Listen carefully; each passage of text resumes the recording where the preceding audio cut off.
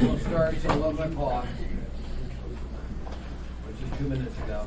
So we're around the table with ourselves for the record. Fred, we'll start with you. Dyson. Tom Littleton. Dick Training. Felix Rivera. Eric. Eric Crock. Suzanne France. Peterson. Did you get that? Suzanne France. Forrest Dunbar. Bill Falsey. Ross Roosevelt. Okay. Lisa, you want to identify yourself for the record? Lisa Slusner. Next hour, we're going to be talking about police and fire retirement system and fund liability. Mr. Falsey, who's presenting for the administration? The voting presentation will be presented by Ross Roosevelt. Okay. So, thank you, Mr. Chair. We appreciate the opportunity to do this extra work session on this product for you. It was actually very helpful for us. We have gotten some new numbers in from the systems actually just ahead of the Tuesday assembly meeting. We're going to do some cleanup in the assembly chambers. There's actually a lot better forum for that. So I'm going to hand it over to Ross. We have done one presentation largely on the issue that we are trying to solve, one presentation on the form of the borrowing of the financial transaction that we have proposed, and this will be the presentation that really takes us all the way into the weeds on the implications of the transaction. With that, I will pass it over to Ross. On or off? Off. Okay. I got it. Thank you. It's better, Barbara. All right.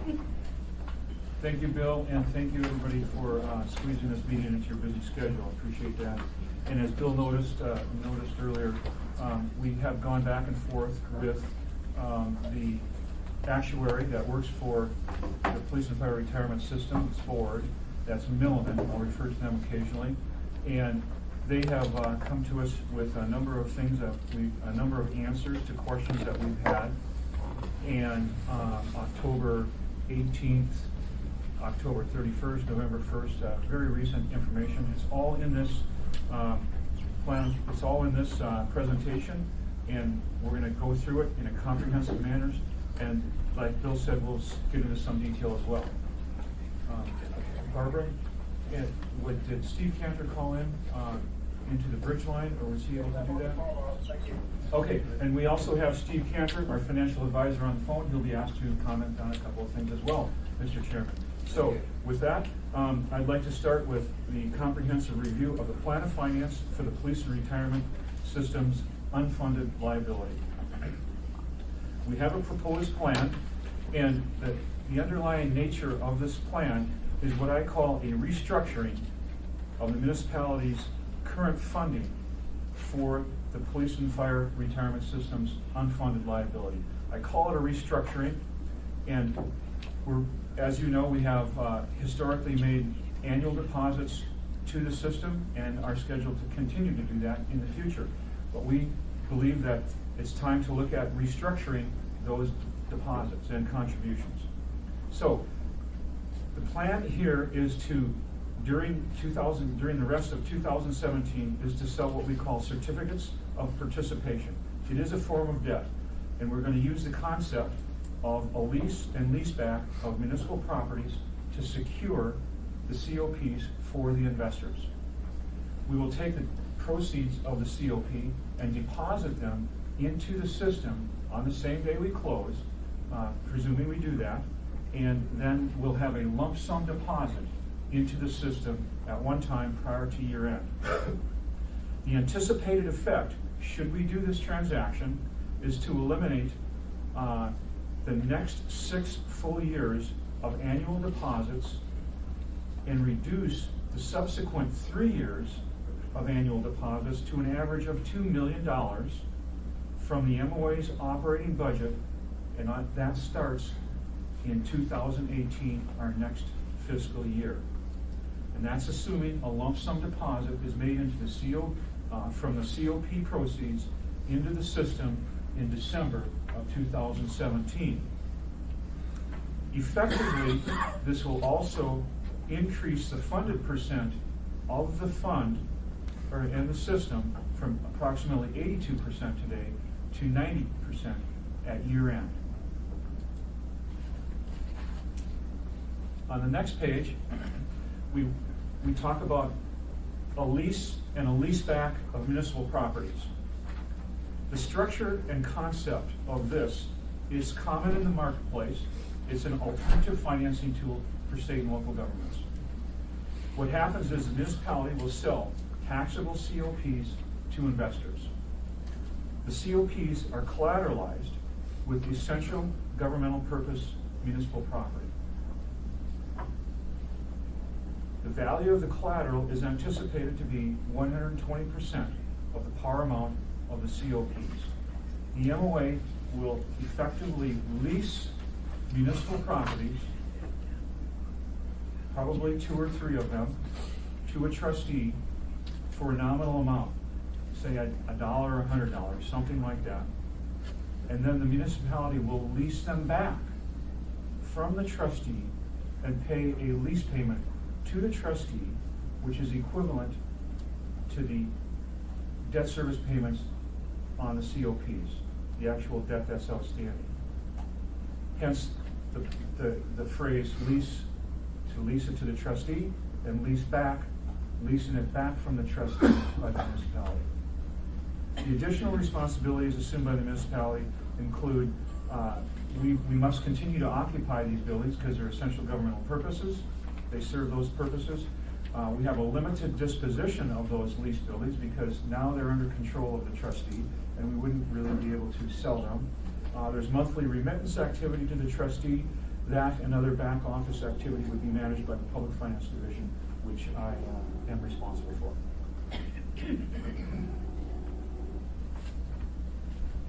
Now, there's, excuse me, there are advantages to a single financing versus a multiple financing.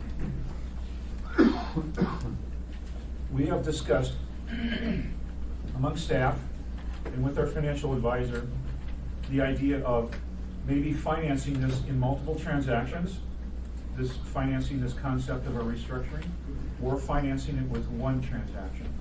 The advantage of a single financing actually does lower the amount borrowed over time. It lowers the financing costs.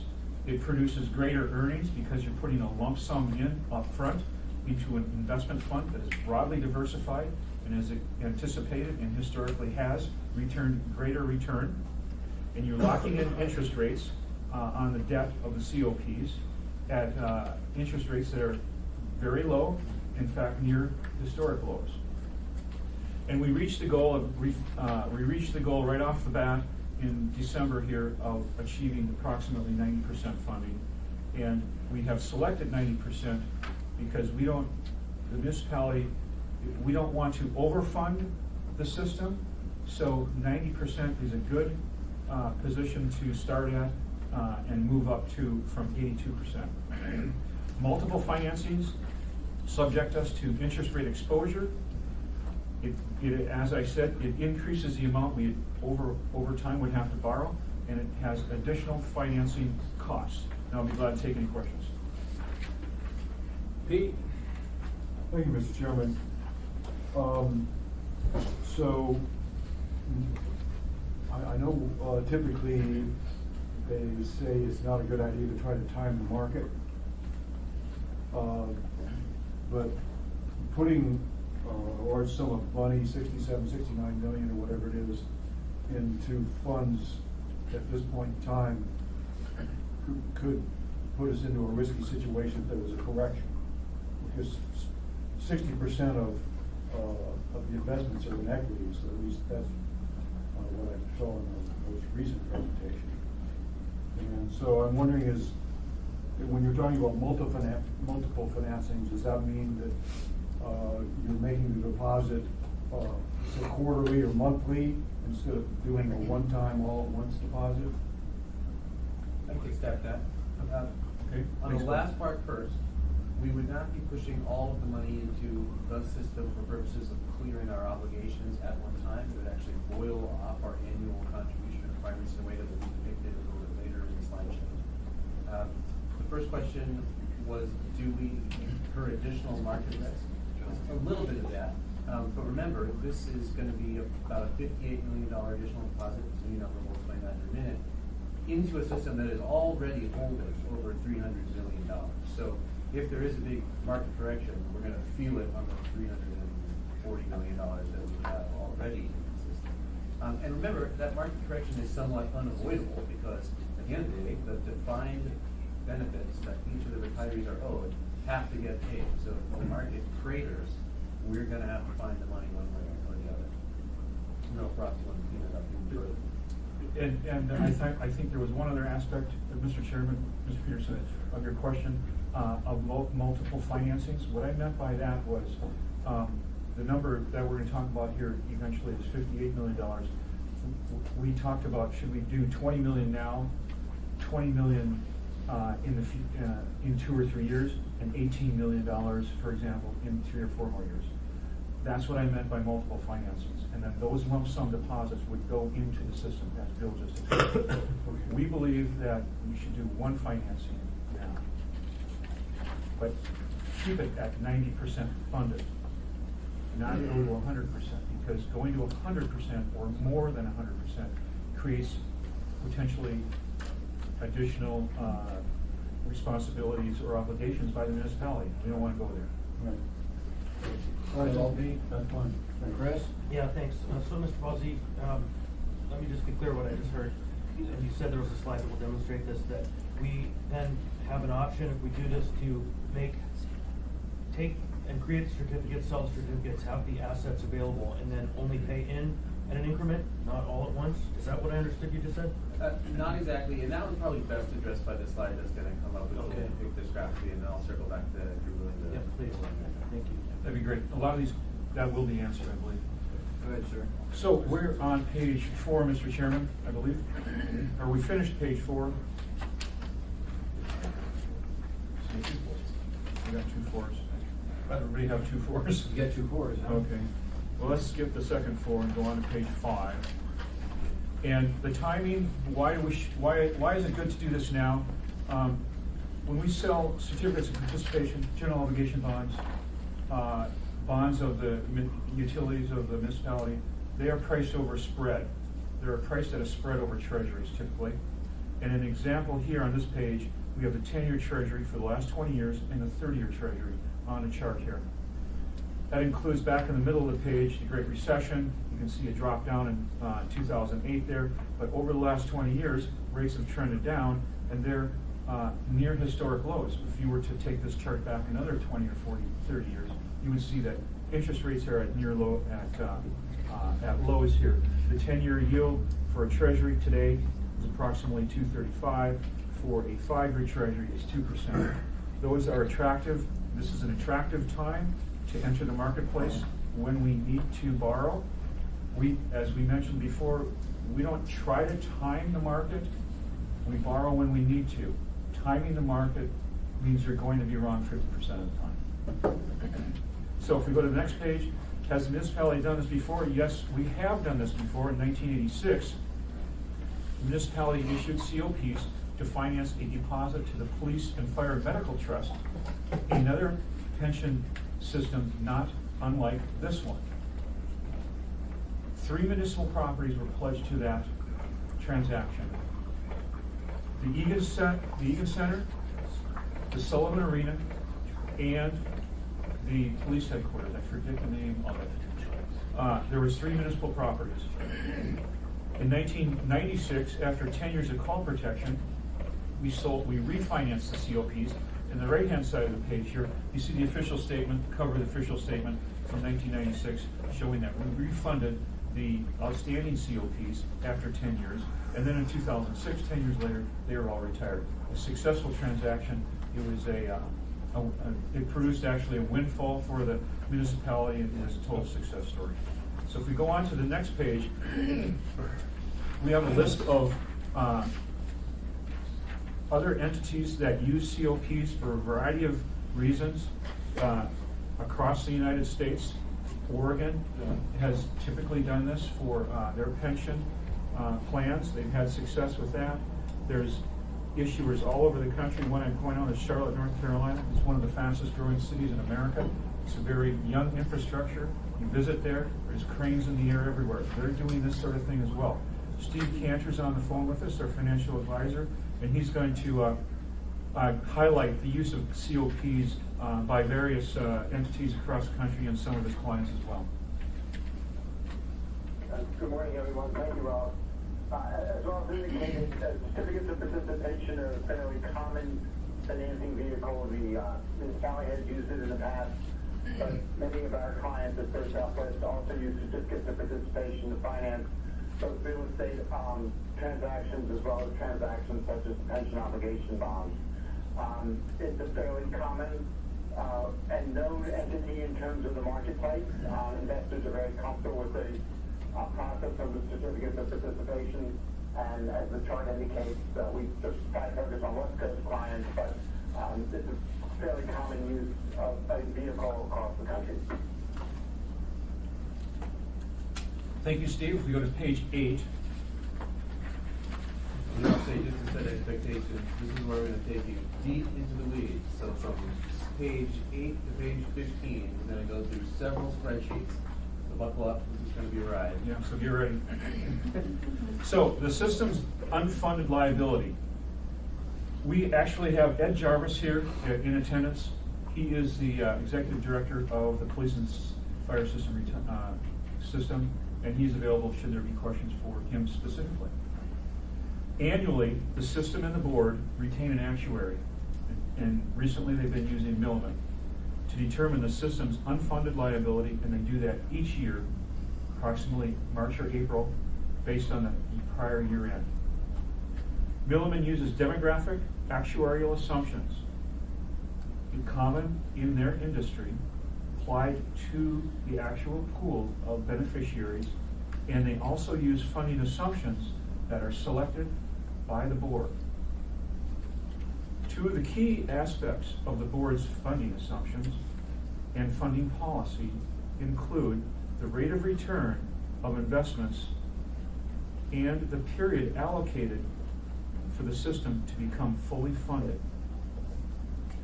Now, it's important to understand those. The rate of return is the rate of return, or also known as a discount rate, and that's the assumed rate of return going forward into time until all the beneficiary, until we have satisfied all of our responsibilities to the beneficiaries. It's an assumption, it's an assumed rate.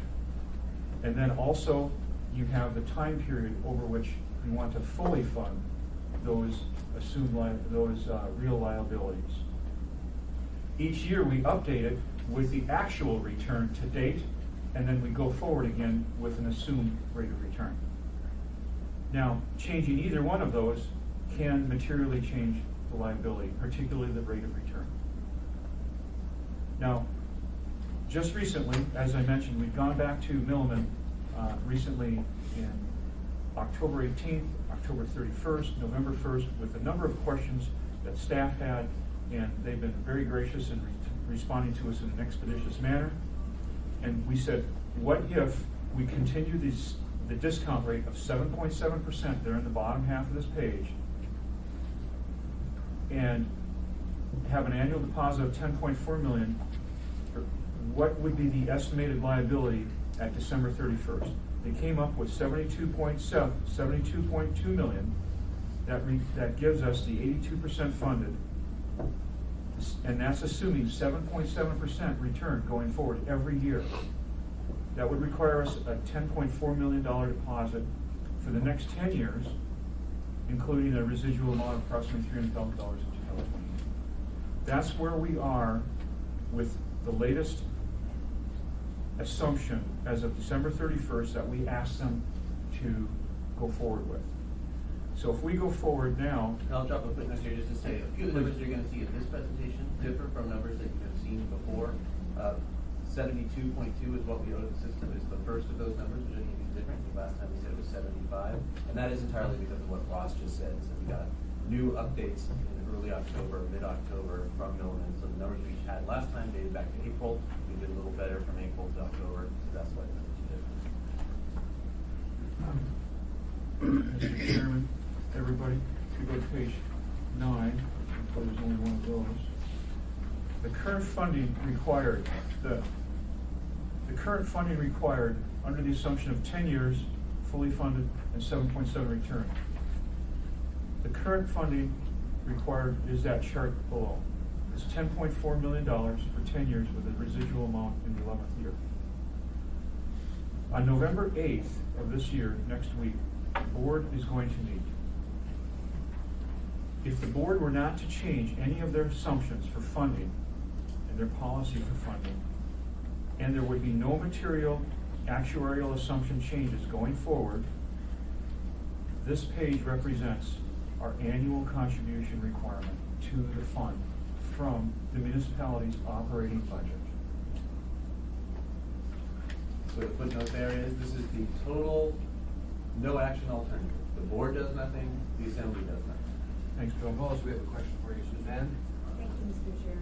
Mr. Halsey, Mr. Rizal. May I ask, why was a 10-year payment period assumed? Because that seems rather short if the fund is going to continue until 2044 to achieve 100% funding. My initial answer is, I don't know, because they started this as a 15-year window 5 years ago. We have 10 years left. And I wasn't here 5 years ago, but I bet at Jarvis. And neither was I here 5 years ago, but yes. The board established a 15-year closed amortization schedule. It's been 5 years, thus some of those residual amounts, we have 10 years left on it. And so that's where you get the 10 years of that. So every year, if the retirement system either does meet the 7.7% investment return figure, or goes below, the differences in that get re-amortized on a 15-year closed period. And so we'll continue to see the residuals going down and down, and over and over. So hopefully it's very complex, but hopefully that makes a little sense. So that's where you get the 10 years. Anything else, Matt? Any questions? Well, I'll add one editorial point, which is to say, not only do I not know why they did 15 years 5 years ago, but at least as we have taken a fresh look at it, we do not think that is optimal, and that is an important part of the story we're about to tell, and I think that takes us to slide 10. Yes, thanks, Bill. Well, I think you're dealing with a different economy too. At this point in time, we were getting dividends from ML&P. We had state participation, money coming down to the cities. Given today's, we don't have the dividend, we don't have money coming down to the state. So that chart there on page 9 was the current funding expectation. Now, at the November, on page 10, at the November 8th board meeting of the system, the board is anticipated to reconsider some of their funding assumptions. We're not going to presume what they're going to do, but we have heard that they may take upon themselves to review the actual rate of return and the term over which we fully fund this. So they've heard input from Milliman, their actuary. They've had input from their independent investment advisor, RBK, a Portland-based firm, and the board may take some of these funding assumptions and their policy under review. For example, they may change the term for full funding of the 3 individual plans. Up until this point, we've been looking at the system as one system as a whole, and all the money is commingled together, but on the books, it's separated by plans 1, 2, and 3. Right now, the plan is over the next 10 years. However, they are considering, they may consider changing that to 15, 22, and 25 years for the 3 plans respectively. And if they do that, that would bring the funding of the plan more in line with the actual life expectancy of the beneficiaries, which is customary in the marketplace today for pension funds such as this. Another thing that they may consider is reducing the investment rate of return from the assumed rate of 7.7% to 7%. And again, the actuary and their investment advisor, and actually staff members have said, maybe you should consider doing that. And that again is up to the board, and that is their responsibility to take that into consideration. If they make changes such as that, the aggregate amount of funding will increase. But we believe that those would be reasonable and fair assumptions to change. For example, Bill actually put on this slide the actual life expectancy of the beneficiaries in the three plans, and you can see for the plans it's 19, 25, and 27 years respectively. So if we move from 10 for all plans to 15, 22, and 25, we're coming more in line with where we should be. And again, I'll add an editorial note here. The first is, this is again, something the board can do with no assembly involvement, whatever. This is also something we think the board is likely to do, if not exactly this, we think they're gonna consider something very much like this. So this is a scenario that we're gonna carry forward for the rest of this presentation. The second of the two changes, moving from 7.7 to 7, is almost certainly going to happen. And that change alone will make the hurt of the system feel greater. We will not be at 82% funded now, we'll be more like 70% funded, or 75% funded, and we will not owe the system 72, we'll owe the system more money. Changing the glide path for all of these plans is helpful to us, and I think the board is more likely to consider that change if we make some kind of deposit, which is now previewing the end of the story. But that first change is very important because it helps us out in a number of ways. One of the different ways is that instead of having 10 years of acute pain, so the system can hang at 100% funded for many decades, we would instead make smaller corrections all the way to almost the bitter end, where we're finally getting to fully funding right about on the glide path of the plans themselves. Mr. Dunbar's question, do I, Mark? Thank you, Mr. Trady, and again, this question might be obvious to others, but I'm new to this kind of thing. How is it that sort of an independent actor, in this case, I believe it's the board of the trust, is that right, can make a decision that increases our liability and increases the amount of money we have to put in? How do they have that power independent of our action? Through the chair, there are two ways to answer that question. The first way is they don't really have that power. We have promised the beneficiary defined benefits. We have to get those defined benefits into their hands one way or the other. The second way to answer that question is they sort of do have that power, because what they're doing is building the war chest so that we have the money to pay those people, and they help make the decisions of what the reasonable expectations for that war chest are. And that was negotiated. That was part of the story that I told in the first work session. We had this huge litigation, total explosion, and we negotiated that this was how we were going to manage the money. And I think that's the point. Can I ask a follow-up? Just Go ahead, a quick Maurice. question. Okay, thank you. So what if they did something like, what if instead of dropping to 7, they drop it to 5 instead of 4, and thereby even further increased our, the amount of money we have to put in? Would that then result in litigation probably, where we argue about whether it was reasonable or not? Or what, I'm not saying we should do that, I guess I'm just sort of curious. I should drop And this. again, since I hear multiple answers, I'll say two answers.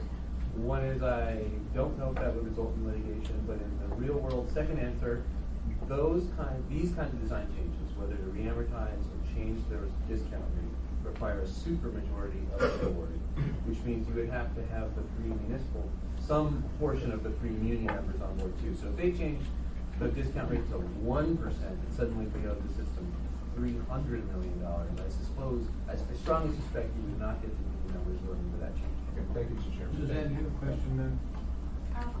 I can wait on it. Dean, you had a question? Oh, I was just going to ask about the supermajority requirement that Mr. Fossey just mentioned. It's very hard to get these changes passed. Thank you. Go ahead. Okay, Mr. Cheney, thank you. So, coming over from page 10, what I coined here in the phrase was expected funding required. Anticipated funding required might be a better phrase, but I used expected funding required, assuming the 15, 22, and 25 years, and the 7%. We touched on why the term might be extended.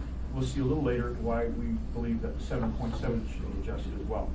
So if you go to page 11, which is where Bill is ahead of me, on the middle of the page, you have what I say is the expected funding requirement. If they make those changes, this is the new reality. This is the new reality of what the municipality will be obligated to contribute to that system to reach 100% funding, which satisfies our obligations to the beneficiaries. And you notice this goes out 27 years to get fully funded, and it's nearly $200 million. That is the new reality with those changes.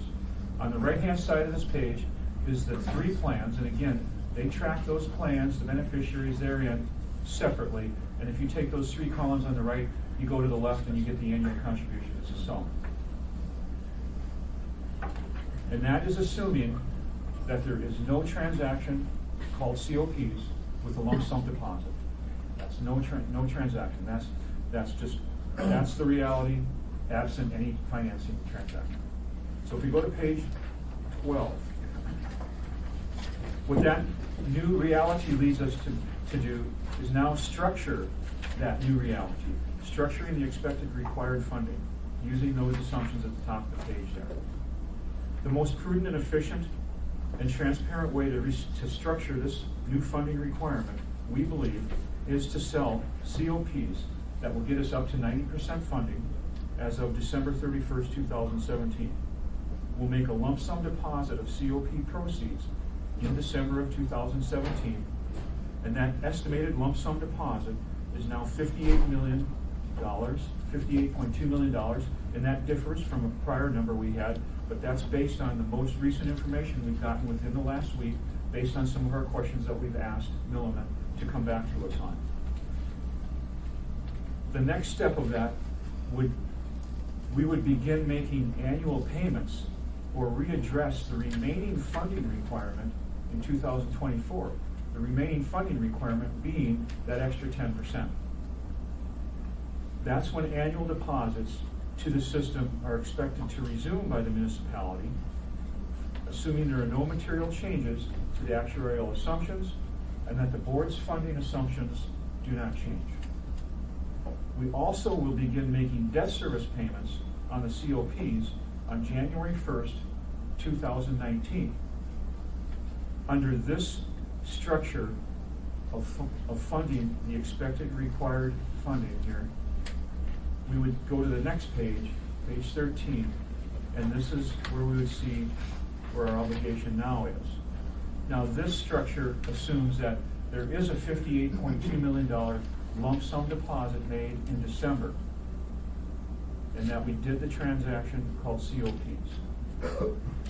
If we do that transaction, if you look at the annual contribution, of course it's the sum of the 3 columns on the right, that eliminates, that COP transaction eliminates any contribution by the municipality from its operating budget during the next 6 years, assuming we get the 7% return. And then the subsequent 3 years, beginning in 24, 25, and 26, there's an average of $2 million during those 3 years that the municipality would be obligated to pay out of their operating budget. And then it ramps up quickly again to $9 million, picking up from page 11 and going outward. Mr. Constant has a question. Mr. Constant? Yeah, so I'm looking at this, I see year 10 on the list, which is 2027, it ramps up, as you just mentioned, the 7.04, and then that would be on top of the 6 point whatever million dollar debt service, because we still are paying off those notes at that time, right? It's 10 years? Mr. Trainee, Mr. Constant, we're going to get there very quickly. Okay, Thank you very much. Go ahead, Daniel. Thank you. Okay, so this page 13 brings down our payments from the prior page 11.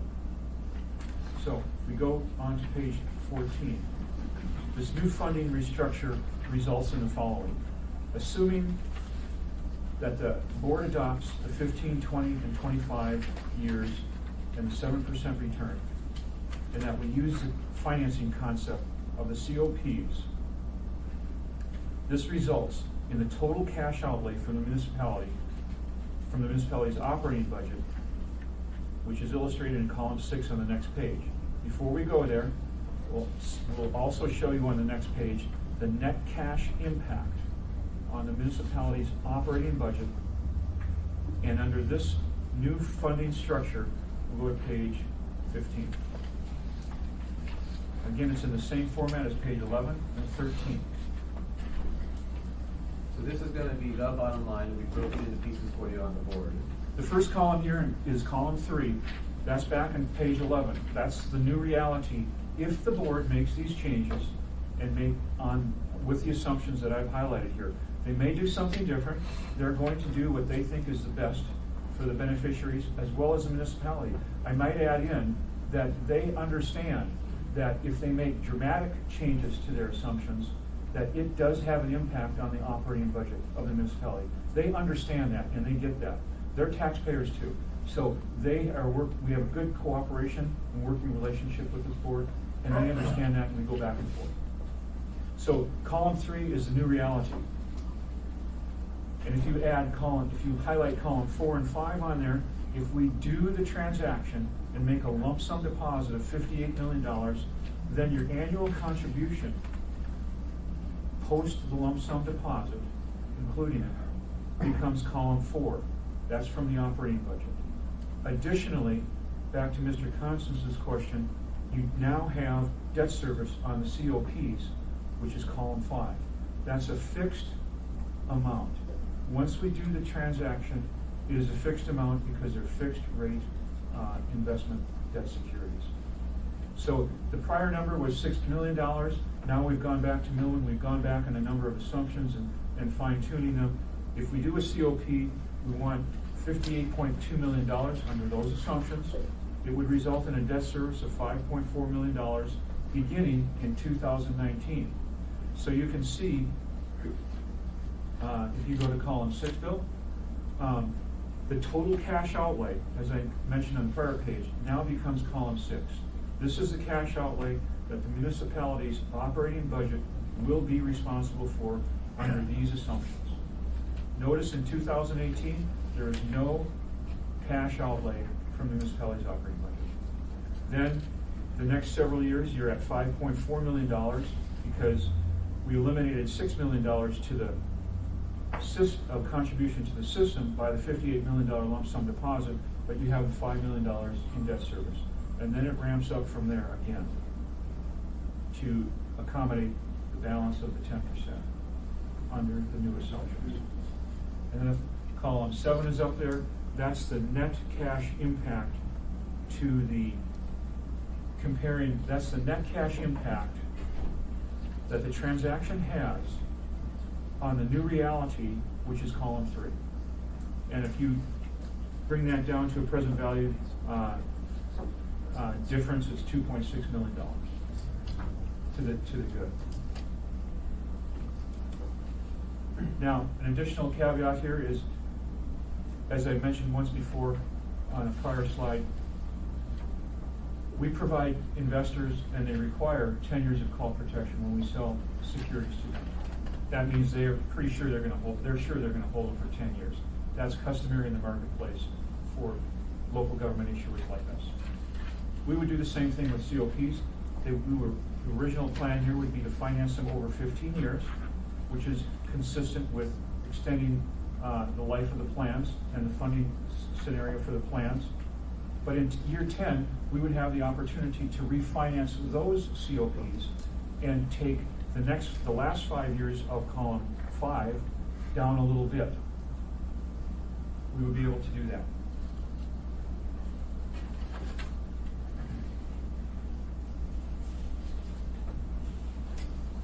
Bill and I are ready to go to page 16, unless there's any questions.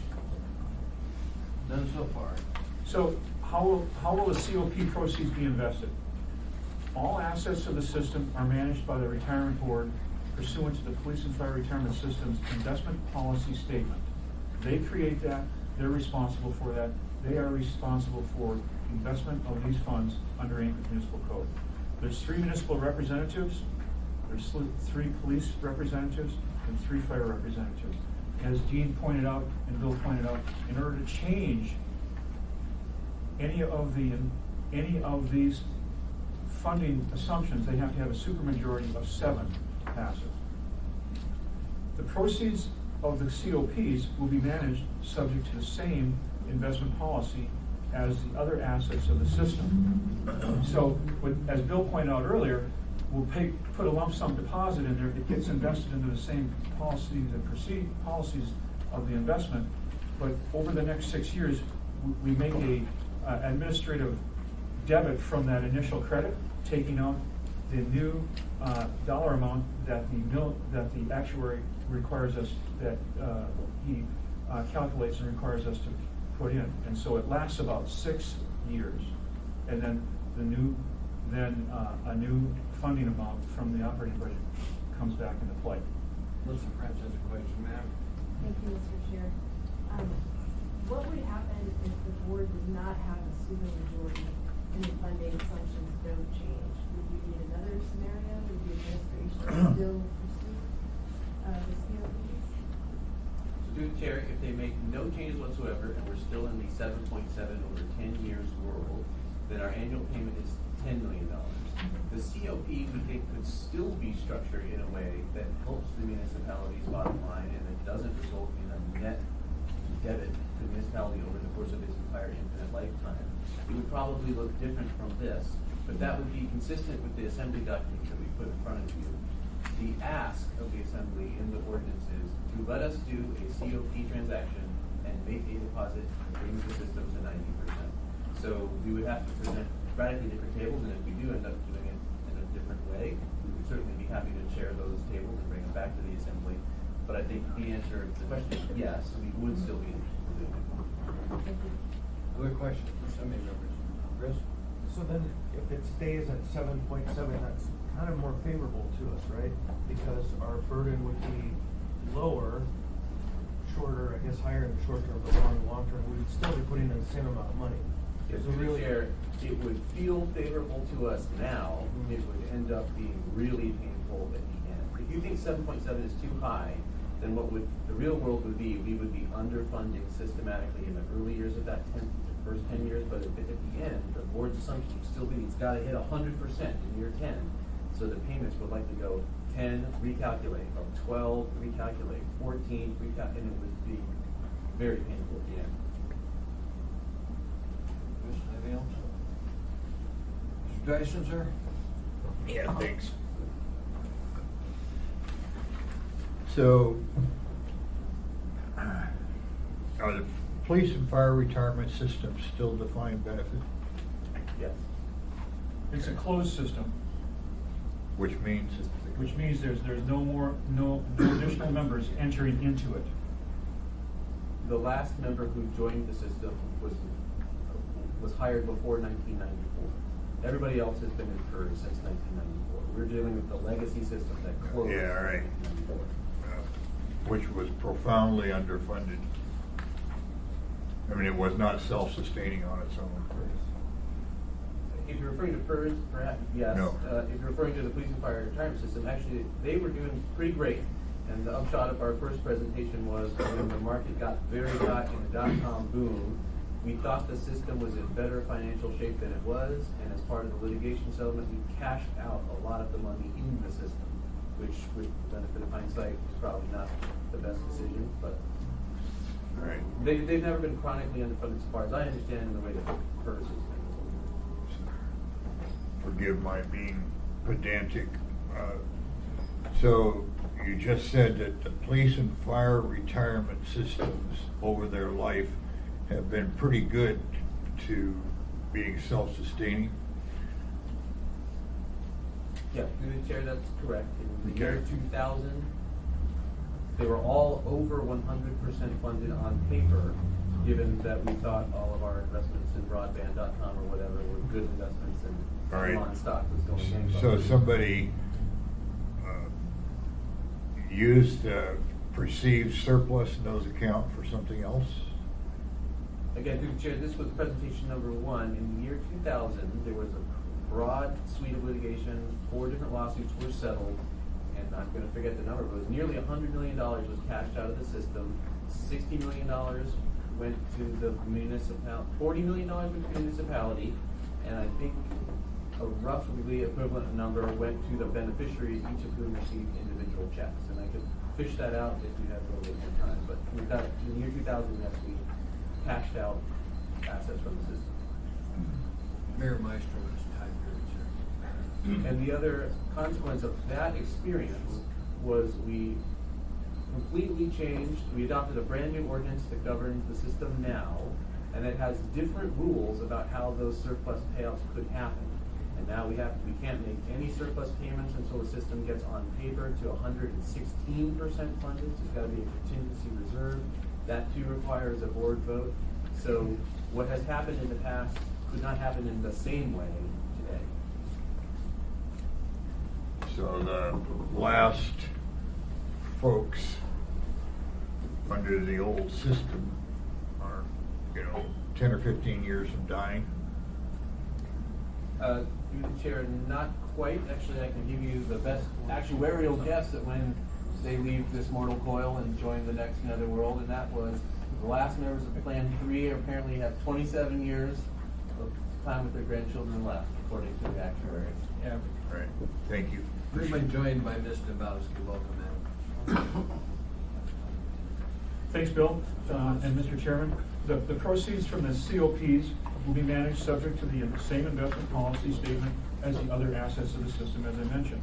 As part of the system's investment policy statement, the board is obligated and has a fiduciary responsibility to make prudent and diligent investments to produce an annual investment return based upon levels of liquidity that they are required to have and investment risk that are prudent and reasonable under the then existing circumstances. They are also have an obligation to diversify the investment fund to maximize investment return within acceptable risk investment standards. How has the fund been invested? Well, right now, the fund is currently broadly invested in some broad categories here: domestic equity, international equity, domestic fixed income, real estate assets, and there's always a little bit of cash sitting around for the next investment to be made, and which is also comprised of earnings in the fund. So one of the things that we've talked about earlier on was expanding the term over which we would fully fund them from 10 years to 15, 22, and 25 years respectively. The other idea is they have a 7.7% assumed rate of return. Millman, the actuary, and the independent investment advisor, RVK, and others have suggested that, the 7.7 perhaps is a little too ambitious for your assumption going forward. And here at the bottom half of this page, it comes into reality, and it's further explained. The percent return gross of fees for the year to date is 9.9%. But typically, as I've mentioned in investment reviews with the Assembly, it's more critical to look back at a 3-year period trailing average or a 10-year trailing average. The average return in the fund for the last 3 years is 6.6. The average return of the fund for the last 10 years has been 5.7%. And also there's a footnote here, those are gross of fees. And that means that's your all-in return, and so you have to take out about 58 basis points, a little over 0.5%, to get your actual return, which is comparable to the 7.7. So over the last 10 years, they really earned 5.15%. So hence, it's realistic for them to look at that forecasted return and perhaps make an adjustment to it. The one other thing I'd point out here is these returns do compare favorably to the cost of funds for the COP transaction. Cost of funds all in was about 3.6%.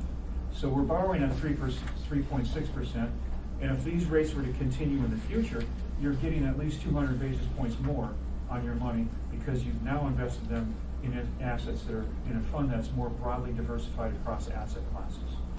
So on page 18, we come up with our recommendation in summary. John has a question for you. Yes, sir. John? So on the page 15, your analysis there, does that 2% spread between, if we can borrow pay the cost was 3.7 something, and if we get 5.7 return, you have 2%, we're making over what we pay in debt for the cost. Is that factored into this on page 15? that arbitrage. Is that in here? Through the chair, yes. I mean, normally, to get someone to give you $58 million, it's gonna cost you money. The only reason this ends up making about break even, being $2 million is that the effective net value, is because we're taking those dollars that we borrowed at 3.6% and handing it to a system which everyone reasonably anticipates is gonna grow that money at, take your number, some number greater than 3.6%. When the, Mr. Chair, Mr. Wilton, when the actuary does their calculation, they take into account the earnings and the 7.7%. Okay, so that's in the column There's no four. need for us to add an additional factor of earnings here. And so that's in column 4 then, when they figure out how much we'd have to deposit. Correct. We have 8 minutes left in this meeting, and then we're gonna start the Sunday meeting, so this will be done. 8 Okay, minutes. thank you, Mr. Chairman. If you go to page 18, in summary, we believe the best thing that could happen here is that the board probably will make some funding assumption changes. And when they do that, whatever those changes happen to be, we will regroup with what they are on November 9th, the day after their meeting, assuming they do make changes. And we will work with Millman to come up with what our deposit would need to be to achieve 90% funding. We'll calculate the required dollar amount, and we'll go forward with the transaction and deposit those proceeds on the day of closing of the COPs. The target that the ordinance is, the target from the ordinance is 90% funding. It's not a dollar amount. It's let's bring the system up to 90% funding. On the next page is a financing schedule. It's a realistic but ambitious financing schedule that gets everything done by the end of the year. Questions from Any other Assembly members? questions that Bill will answer for you? Any questions from Assembly members? Death by PowerPoint. Good morning. I want to thank everybody, Mr. Chairman, for coming here. It's an extra meeting in your schedules. Thanks very much. And what we try to do here is give you a complete, comprehensive review of what I call restructuring the municipality's contribution to the system. And we hope this we hope this results in a positive response from the Assembly, and we think it's the best way to go for the plan of finance. Thank you, sir. Mr. Dunbar has a question. Mr. Dunbar? Thank you, Mr. Trady. So I guess I'd just like to have a quick recap of slide 15. So, you know, when you guys brought this to us originally, I understand, I think the situation has changed a little bit since then. It was presented as, you know, we're going to save tens of millions of dollars. I think that was what Mr. Wellman sort of issue with, was an overly rosy picture. This shows us net present value of $2.2 million for a very large thing that we're doing, essentially net present value of $2.2 million. So if that's the case, I just like a short argument for why you still want to do this, given it seems like the savings are much smaller than we originally anticipated. Yeah, through the chair, I'm happy to provide that. I mean, first, the answer is there are still real savings, so the whole makes it better than if we didn't do it at all.